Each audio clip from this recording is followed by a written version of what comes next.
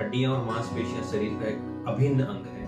इसमें से बहुत इंपॉर्टेंट स्ट्रक्चर है स्पाइन, मेरुदंड, जिसके अंदर आपका तंत्रिका तंत्र सुरक्षित होता है, नसें सुरक्षित होती हैं, आपका कंप्यूटर सिस्टम सुरक्षित होता है, केबल सिस्टम सुरक्षित होता है। तो जो बाहर का स्ट्रक्चर है, केज है, जिसे हम कहें कि बोन का जो एक स्ट्रक्चर है, जो पूरे कंक्रीट की तरह आपके तंत्रिका तंत्र को, आपके मेरुदंड के अंदर मेरु रज्जु को सुरक्षित रखता है। यदि हम बाहर के प्रोटेक्टिव सिस्टम को बहुत मजबूत रखें तो फिर मेन सिस्टम भी आपका अच्छे से काम करता है। इस वर्ल्ड स्पाइन डे 16 अक्टूबर को मैं as an orthopaedic surgeon, as a joint replacement surgeon and arthritis specialist हड्डियों को मजबूत करने की सलाह दूंगा, मांसपेशियों को मजबूत करने की सलाह दूंगा, हड्डियों को फ्लेक्सिबल रखने की सलाह दूंगा, जोड़ों को फ्लेक्सिबल रखने की सलाह दूंगा और मांसपेशियों को भी लचीला रखने की सलाह दूंगा। इसके लिए जरूरी है कि आप रेगुलरली एक्सरसाइज करें,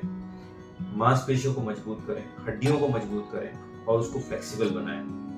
यदि आपका कोर मजबूत होगा और कोर फ्लेक्सिबल होगा तो ये एंड्योरेंस के रूप में आपको दोनों तरीके से फायदेमंद है और आपके कोर स्ट्रेंथ को बढ़ाता है। सो इस वर्ल्ड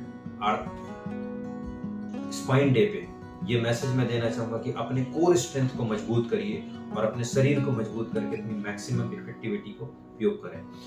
थोड़ी बहुत परेशानी जो सामान्य दिनों में आती है कि लो बैक पेन है या कोई स्प्रेन है या कहीं पे दर्द होता है, इसके लिए आप सिंपल गर्म पानी से सिकाई कर सकते हैं, बर्फ से सिकाई कर सकते हैं, जरूरत पड़े तो कोई लोकल जेल लगा सकते हैं। इसके साथ ही कोई पेन किलर सिंपल फॉर्म में पैरासिटामोल के रूप में आप ले सकते हैं।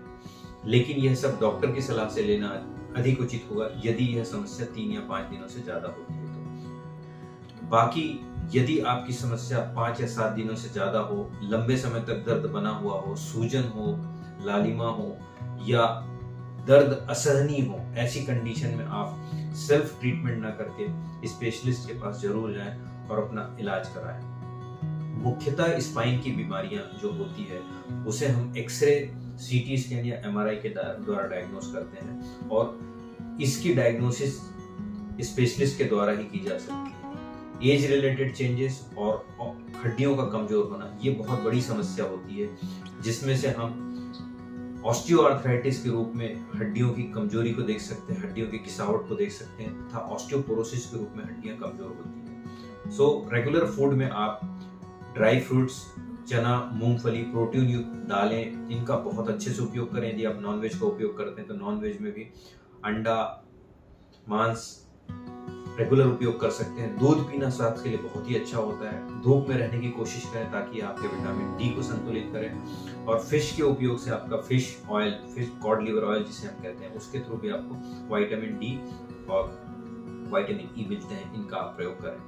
इन सारी स्थितियों के साथ यदि आप संतुलित भोजन के साथ एक्सरसाइज करते हैं तो आप अपनी हड्डियों में खासकर स्पाइन को बहुत अच्छे से मजबूत रख सकते हैं। तो आइए इस स्पाइन डे पे हम अपने कोर को, अपने स्ट्रेंथ को मजबूत करें और जब हमारा कोर और स्ट्रेंथ मजबूत होगा तो हम स्वयं मजबूत होंगे, हमारी कम्युनिटी और समाज को मजबूत करेंगे और हमारे देश को भी मजबूत करेंगे। धन्यवाद, नमस्कार, जय हिंद।